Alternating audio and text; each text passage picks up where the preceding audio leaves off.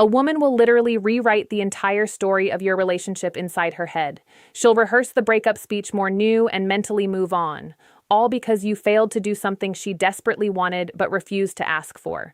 And the worst part, you'll have absolutely no clue what even happened until right now. Because I'm about to tell you everything, let me start with a confession. I almost didn't make this video, and not because the topic is uncomfortable. Trust me, I have zero shame. But because what I'm about to share breaks an unwritten code that women have been silently protecting for generations. Researchers at the University of Texas conducted a multi-year study on communication gaps in romantic relationships, and they found something that should genuinely alarm every man watching this.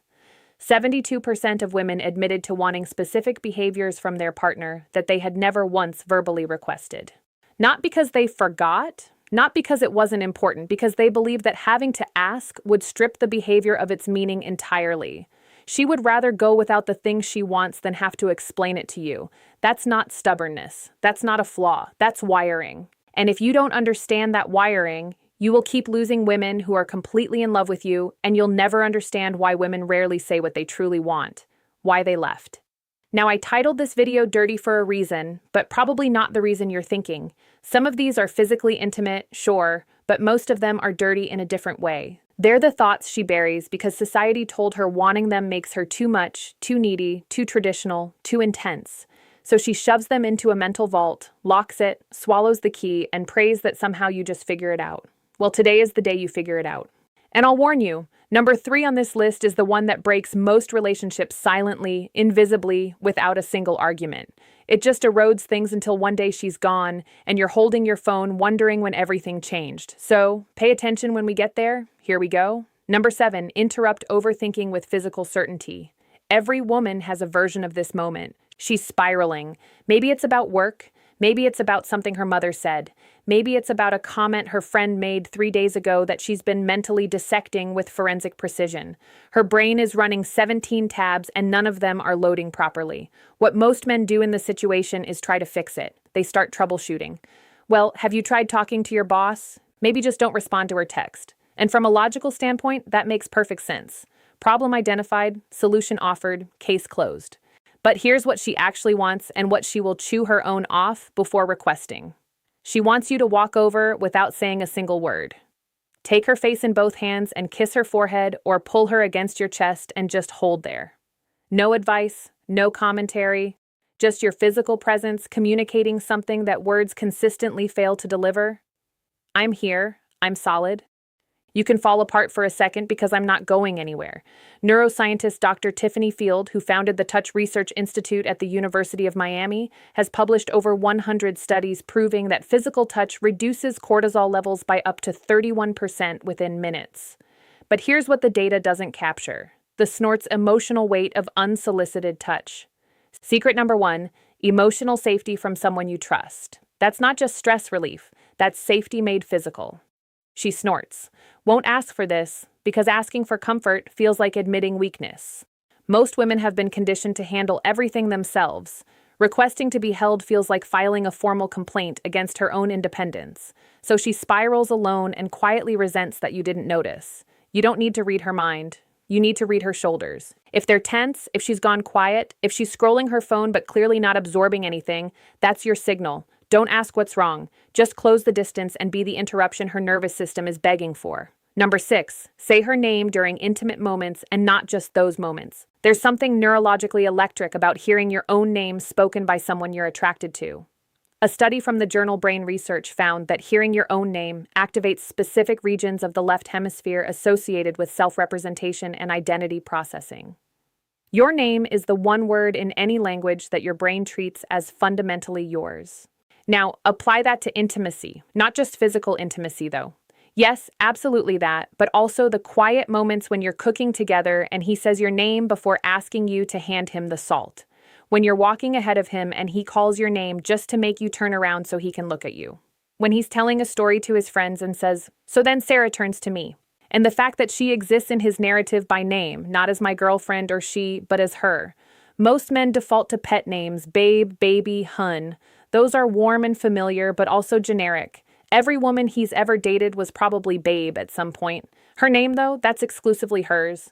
And when you use it in a moment of intensity, a whispered confession, a heated argument where you stop and say her actual name, a moment of closeness where her name is the only word you can manage, that creates a response that pet names simply cannot replicate. She'll never ask you to use her name more often because that would make it feel manufactured. The power is that it feels instinctive, like you're so consumed by her specifically that her name is the word your brain reaches for automatically. Number 5. Handle another man's attention toward her with calm dominance, not reactive jealousy.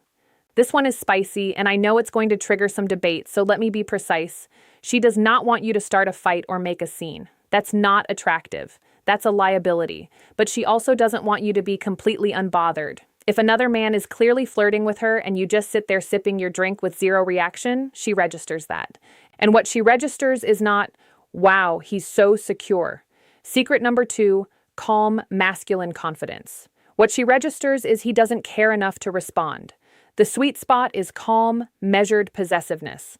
You walk over, you place your hand on her lower back. You look the other guy in the eye with completely relaxed confidence that says, I see exactly what you're doing and I'm not even slightly threatened.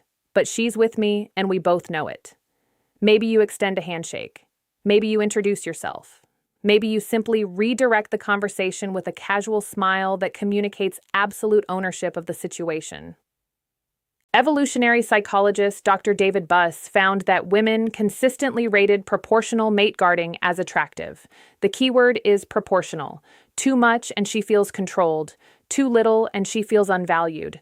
But that middle ground where you acknowledge the situation without being destabilized by it, that is profoundly attractive on both a conscious and subconscious level. The dirty part. She might even enjoy the moment a little.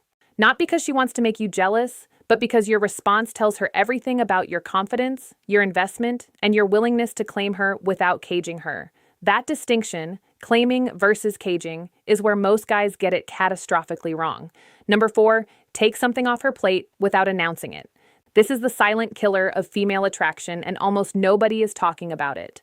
The American Psychological Association's 2023 Stress in America survey found that women reported significantly higher levels of chronic stress than men across every measured category: work, family, household management, emotional labor, logistics, scheduling. She is running an invisible project management system in head at all times, and most of it goes completely unnoticed. She wants you to identify one thing on her mental checklist without her having to delegate it and just handle it quietly completely without expecting a parade. The car needs an oil change, it's done. She mentioned the kitchen faucet is dripping, fixed by the time she gets home. She's been stressing about groceries, the fridge is stocked, not because she asked, because you paid attention and acted. Researcher Eve Rodsky calls this cognitive labor in her book, Fair Play. Her research shows that in most heterosexual relationships, women carry roughly 70% of this invisible workload. And the exhaustion isn't from the tasks themselves, it's from being the only person who remembers that the tasks exist. When a man proactively handles something without being told, it creates a wave of relief and attraction that is almost embarrassingly powerful. She feels genuinely cared for, not because secret number 3, feeling deeply understood. The task was hard because the noticing was rare. She'll never ask you to do this because asking you to take something off her plate is ironically another thing on her plate. The moment she has to identify the task, explain it, and follow up on whether you did it, she's done more work than if she'd handled it herself. The magic is in the initiative. The magic is in her coming home and realizing something is already done, and she didn't have to think about it for even 1 second. Men who master clears throughout this become addictive because in a world where she has to manage everything, the man who manages something for her becomes the only place she can actually rest. Number 3, this is the relationship killer I warned you about. She wants you to pursue her after you already have her. That's it. That's the whole thing. And it is staggering how many men completely abandon this the moment the relationship becomes official. During the dating phase, you were incredible. You texted first, you planned dates, you complimented her without being prompted. Every interaction felt like you were actively choosing her. Like being with her was a privilege you didn't take for granted. Then you got comfortable. And comfort is wonderful, but somewhere between comfort and complacency, you stopped doing the things that made her fall for you. Not because you stopped caring, because you assumed the work was done. Dr. John Gottman, whose research has predicted divorce with over 90% accuracy, identifies this as the erosion of turning toward. His data shows that couples who eventually separated had a turning toward rate of only 33%, while couples who stayed together maintained a rate above 80%. She doesn't need grand romantic gestures every week. She needs evidence, consistent, undeniable evidence that you would choose her again today, that if you met her for the first time this afternoon, you'd still pursue her, that she hasn't become furniture in your life. She will never vocalize this because saying, "I need you to pursue me again," feels desperate. So instead, she goes quiet. She pulls back. She starts investing less because you invested less first. And by the time the conversation happens, if it ever does, the distance has already hardened into something much more difficult to reverse. A random Tuesday text that says, "I was just thinking about you and had to tell you," takes 4 seconds to send and can sustain weeks of emotional connection. A secret number 4, consistency over sweet words. Plan date night. Not because she asked, but because you refuse to stop being the man who plans things. Communicates more than 1,000 "I love you" on autopilot. The men who keep pursuing their partners long after the chase is over are the men whose partners never stop being in love with them. The men who stop, they become roommates slowly, painlessly, and then all at once. Number 2, be verbally explicit about your desire for her, specifically her. Most men think women want to hear that they're beautiful, and they do. But your beautiful is the baseline. It's the equivalent of tipping 15%. Expected snorts, and it doesn't leave an impression. What she actually wants, what makes her replay your words at 2 a.m. in the morning, is specificity, not "you're beautiful." But the way you tilt your head when you're thinking about something serious makes it physically difficult for me to concentrate. Not, "I'm attracted to you, but I watched you walk across the room at that party, and I forgot I was mid-con conversation with someone." Not, "You look good, but that thing you did with your hair today, I've been distracted since this morning, and it's becoming a problem." The dirty element here is intensity. She wants to feel like your attraction to her is slightly unmanageable. Not in a threatening way, in a way that communicates, "You have disrupted my ability to function normally, and I am not even a little bit sorry about it." That raw, almost confessional quality where you're not delivering a compliment but admitting to a condition. That's what makes women feel genuinely desired. She'll never ask for this because you can't request obsession. It has to come from authentic overwhelm. And the beautiful thing is, if you actually feel it, all you have to do is stop censoring yourself. The thoughts are already there, you're just not saying them out loud. Start saying them out loud. Number 1, physically move her. I saved this for last because it's the one that makes women lose their composure fastest. And it's the one men are most hesitant to do. She wants you to physically guide her, move her, reposition her with confidence and without asking. First, hand on her waist, steering her to the other side of the sidewalk so she's not walking next to traffic. Fingers lace through hers, pulling her in a different direction because you spotted something you want to show her. Palm against her lower back, guiding her through a doorway. Hand on her thigh under the table, not groping, not performing, just present. Standing behind her, both hands on her hips, gently turning her towards something. A study published in Evolutionary Behavioral Sciences found that women rated physical assertiveness, secret number 5, purpose and ambition, defined as confident, non-aggressive physical guidance, as one of the top 5 indicators of a desirable partner. This activated associations with protection, decisiveness, and physical confidence simultaneously. The psychology behind this is primal. Physical movement communicates that you are present in your body, comfortable in your strength, and confident enough to occupy space and to include her in that space. The reason this is number 1 is because it operates entirely outside of language.